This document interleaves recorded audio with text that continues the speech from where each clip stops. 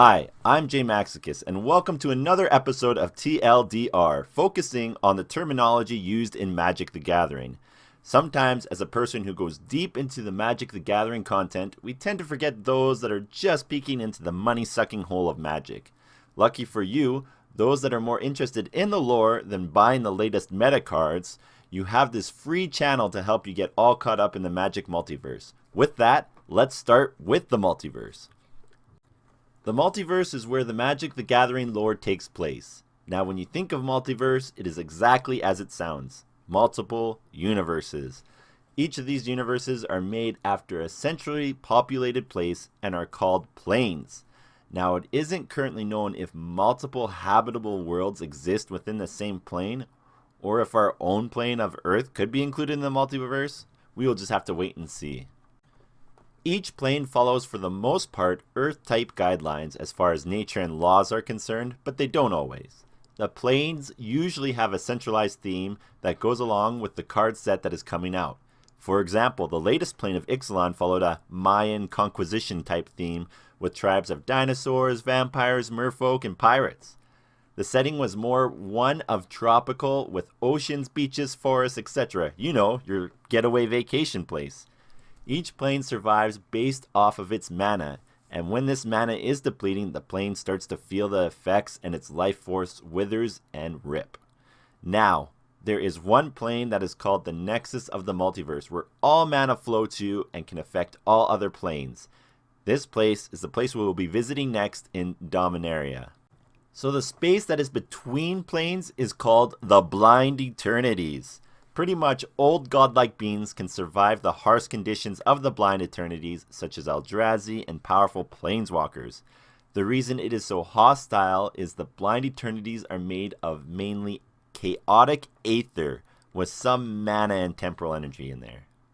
Now, aether is a chaotic energy which takes part in summoning creatures for the most part, and is also used in places like Kaladesh for fueling constructs and inventions of artificers.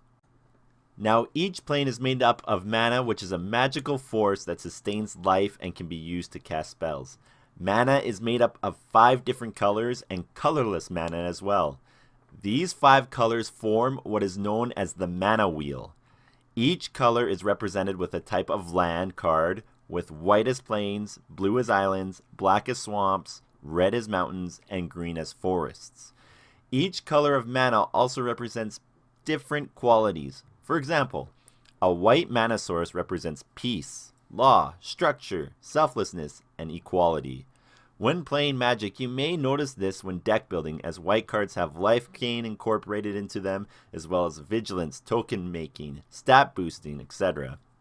When exploring characters of the MTG lore, you can understand them a lot more by seeing what mana they are tied to, such as the Black Planeswalker Liliana, with power, death, self-interest all part of her traits. The mana wheel also help us identify which colors are ally colors, meaning naturally compatible, and enemy colors, which are naturally in opposition. Ally colors are the colors that are on each side of that color. So natural allies of white would be blue and green, while the natural enemies of white would be red and black. You can see this in the lore as well, as some colors of tribes and characters get along better than others. This is because their beliefs and traits are similar and not complete polar opposites. Each plane has many different mythos, enchantments, creatures, and terrain that go along with whatever story is being concocted by Wizards of the Coast. The story is usually centered around some of the cards they print. These will include legendary creatures and planeswalkers. A legendary creature will usually have unique abilities and keywords included with their cards, and will usually be involved in the story in one way or another. Now, planeswalkers are special characters of a variety of races, involving both males and females. These beings are born with what is known as a spark. This spark that is inside them is latent and is pretty much useless until a period of extreme stress is undergone by the individual. When this happens, the spark is ignited, causing the individual to ascend and become a planeswalker. This ordeal of stress can happen when trying to prevent death or witnessing tragedy, and varies from each character. The special ability that these planeswalkers have is the ability to jump from plane to plane. When a Planeswalker travels, they are able to bring with them small inorganic material, which is why you don't have naked chicks and dudes coming out on the other side, kind of like Terminator. And they cannot planeswalk other people. They cannot planeswalk other people because they cannot survive the chaotic aether that exists in the blind eternities. Attempts at this have failed except for Urza, who would turn them into stone before planeswalking, or used a ship called the Weatherlight, but that was all pre-mending.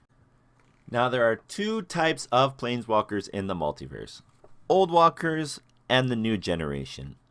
The difference, as I described in my previous video, is because of an event called the Mending. The planeswalkers before the Mending, such as Urza, were incredibly powerful and pretty much godlike, with near infinite powers and immortality.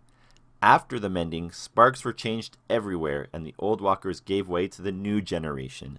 While the new generation were still uber powerful mages and beings, they were nowhere near their former state. They are now mortal, age like normal people, and don't live for thousands of years unless obtaining power through some other means than their own spark. An example of how much power was lost is when Nicol Bolas met with Liliana Vess after the Mending.